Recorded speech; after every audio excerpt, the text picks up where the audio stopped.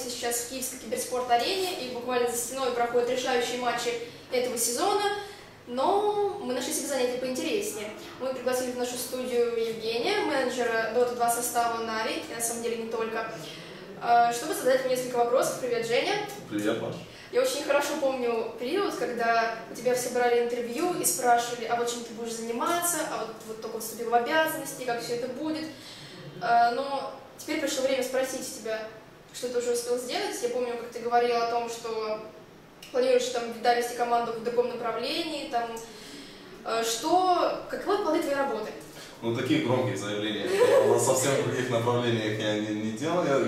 Во-первых, в тот момент, когда я присоединился к составу Dota состав был очень сильным. Мы играли хорошо, играли стабильно, и в первую очередь хотелось бы поддерживать статус-кво с точки зрения игры, но при этом возможно заниматься больше развитием профессиональных игроков. То есть мы запустили англоязычную школу для того, чтобы более профессионально поднять уровень некоторых желающих, в основном, конечно же, наших украинских игроков, потому что Кроки и Пупей, разумеется, говорят стабильно и хорошо. После этого мы начали вести работу по психологическим тренингам для более сплоченной игры. Пошла реструктуризация Na'Vi, на меня еще пошли обязанности генерального менеджера. Я теперь курирую также составы ВОД, КС и вновь принятый состав Infinite Crisis. То есть я работаю с менеджером уже этих составов, но вот главный мой фокус остается, собственно, на Dota 2 коллективе. И что теперь входит в твои обязанности по курированию сразу всех составов? В основном исполнение медиа-задач, то есть работа с менеджерами над локальными проблемами, возможно. Ну, я еще не буду особо распространяться по этому поводу, потому что этот период, вот именно перехода на эту должность, только-только начался. Понятно. Конечно, наверное, выступление Na'Vi в рамках этого сезона StarLadder можно назвать не совсем удачным. И как вообще, каких результатов ожидали, да? Там программа минимум, программа максимум, а как реагировали на результат? Ну, тяжело было предугадать что-либо конкретно, учитывая, что было много команд, с которыми мы давно не встречались. Это IGDK, конечно же, коллективы, с которыми мы не играли действительно давно. EG, новый сильный состав из Америки, с которым опять-таки мы сталкивались только в онлайнах. Но, конечно, StarLadder — это то место, где Na'Vi показывает себя стабильно хорошо, и немножко неожиданным стал настолько нехороший результат. Также, насколько я знаю, сейчас Payday занят в одном суперсекретном проекте. Не могут ли немножко пролить свет на него? Не могут. Но это не самый главный вопрос. Самый главный вопрос, легко ли сочетать вот эту вот деятельность игроков с их основной деятельностью, с игрой, с тренировкой? Если поддерживать здоровый, стабильный график, то, мне кажется, это не выматывает никого и никаких особых дополнительных сложностей никому не добавляет. Просто надо расставить приоритеты, правильно распределить время и работать в этом режиме. В конце концов, это такая же работа, как любой другой труд. Да. Минус физический фактор. А также я знаю, что за некое время до StarLadder ребята уже все приехали в Киев на буткемп. Может, ты расскажешь, как он длился, как там все протекало? Да, в этот раз буткемп был подготовлен лучше, чем в прошлые разы. Мы сняли специальное помещение вместе со спальнями, вместе с игровой комнатой. То есть ребятам вообще не приходилось об этом не путешествовать между этими двумя точками, ничего. Начали собираться ребята здесь, а именно Дэнди и Фалик приехали в субботу, в прошлую получается, а все остальные игроки присоединились к ним в воскресенье. И, собственно, все вот эти официальные игры, которые с тех пор игрались, а там каждый день было от 4 до 5 игр, игрались уже с буткемпом. Ну, ты знаешь, например, команда Альянс, их менеджер, он еще выполняет функцию, особенно во время буткемпов, там, своего рода мамочки, она там готовит, убирает за ними. А как 5 бойцов из Na'Vi уживаются в одном помещении, да, поддерживают его в порядке, там, что они едят и так далее? О порядке говорить не приходится, потому что это 5 парней в одном помещении. А так, выживаются нормально, стабильно, едят в основном заказанную еду. Или, опять-таки, место расположения достаточно удачное, рядом есть масса разных кафешек, ресторанчиков, где можно достаточно в здоровом режиме питаться. И также, когда мы говорим о доставках пищи, никто не говорит о том, что ребята ели каждый день пиццу или там что-то привезенное с какого-то место. Была доставка нормальной пищи с первым, со всеми курсами, с должным с соблюдением всех норм этого дела. Ну, кстати, питание рожденных побеждать — это отдельная тема. Уже не раз упоминалось о том, что у них есть какие-то определенные продукты, которые можно есть. Они там не едят за какое-то время до матчей, там знаменитые бананы хвоста. Как ты это курируешь? На самом деле парни в этом отношении очень ответственно подходят к вопросу сами. Они сами понимают, когда им вот можно перекусить перед игрой, то есть достаточно, по крайней мере, чтобы это их не отвлекало во время игры. А они прекрасно понимают, когда вот игра через час и плотно кушать нежелательно. То есть можно схватить какой-нибудь бульон, какой-нибудь супец, что-нибудь легкое, салатик, может быть, чтобы просто сбить голод, но при этом оставаться в форме, легкости, чтобы не заземляться чистой едой. А продукты, вот эти бананы и все остальное, опять-таки, я конкретно по бананам, большую часть бананов приносят сами болельщики, которые уже очень хорошо знакомы с этим мемом и, соответственно, просто расплачиваются таким образом за автографы. Понятно. Я знаю, что у вас очень плотный график вообще на ближайшее время в плане именно ланов, и перед Интернешнлом месяц буквально забит. Насколько я помню, следующая остановка в Бухаресте. Вообще оправдывает тебя такая плотная загруженность? На самом деле я не могу сказать, что загруженность слишком плотная, просто это помогает держать команду в форме с точки зрения тренировок. Когда официальных игр мало, приходится очень много времени тратить для того, чтобы выставлять график тренировок, находить команды, которые будут аналогично свободны в это время, а сильные коллективы, если не заняты мы в этот день, то могут быть заняты какие-то коллективы, которым нам хотелось бы поиграть. Заполнение, соответственно, онлайн-квалификациями с большей части игрового времени между турнирами, между ланами, это вполне нормальные вещи, помогают ребятам быть в форме. А с точки зрения ланов, сейчас в апреле, есть только два лана, это Старландер и Бухарест Димхак. До этого, получается, прошлого Старландера мы никуда не выезжали. Целый май у нас большей частью будет проходить в онлайн-режиме, кроме возможного маленького буткемпа в Киеве. И потом вот начнется этот, собственно, марафон. Но марафон, опять-таки, выдержан.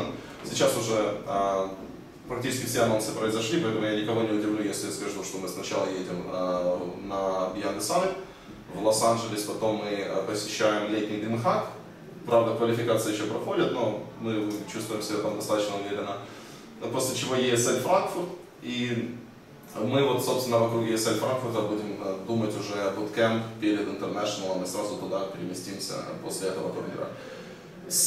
Между всеми турнирами существуют определенные дни, чтобы ребята вернулись домой, немножко отдохнули, немножко переключились, но в то же время хотелось бы выйти на вот эту волну и продержаться в здоровом графике и именно настроении, направленном на победу и на то, чтобы утвердиться в своих силах, убедиться еще раз на протяжении этих 2 месяцев.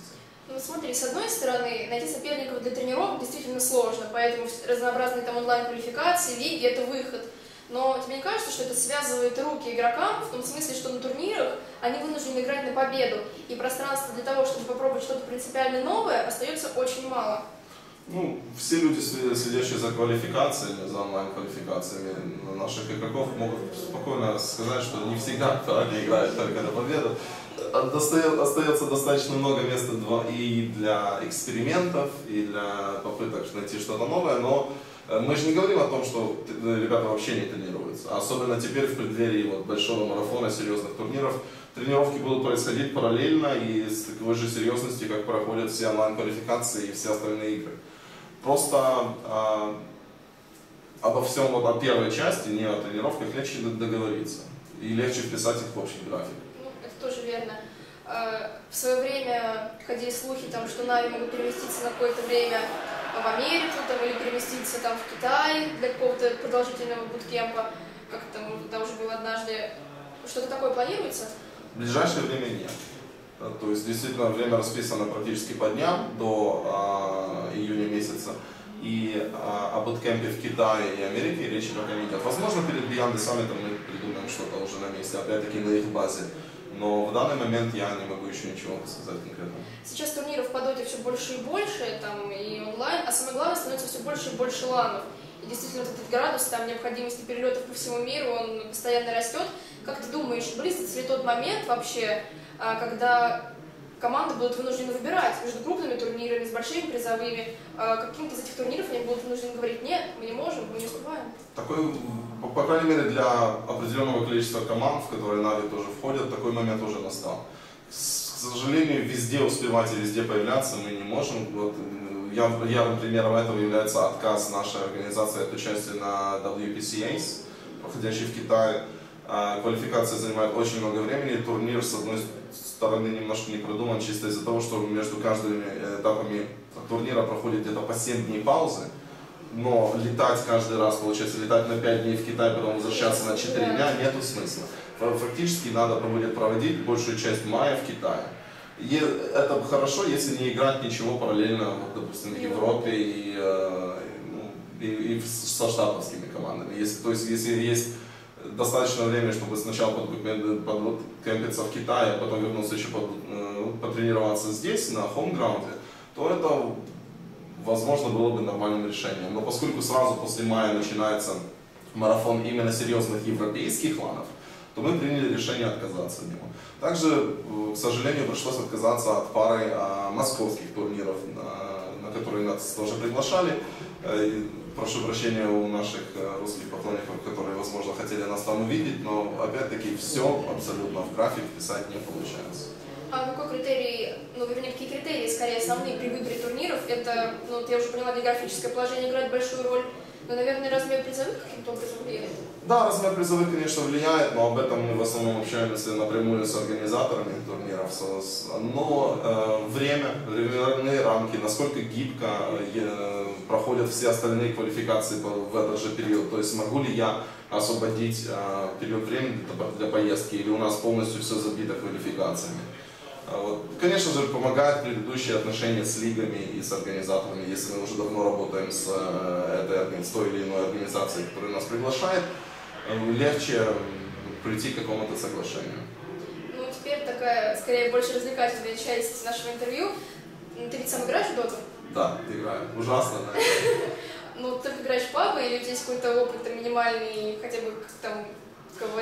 Меня брали иногда с тендыном на всякие аматорские капы, но в основном мой период, когда я пытался действительно играть в командах, закончился с универом. То есть, как только я выпустился с универа, я перестал этим заниматься. Сейчас более играю для того, чтобы расслабиться, получить какое-то удовольствие. А как ты считаешь, что обязанности как менеджера входит необходимость разбираться в доте, необходимость разбираться в текущей мете, там вообще в сцене, кто что пикает, кто что берет, или ты чисто зритель?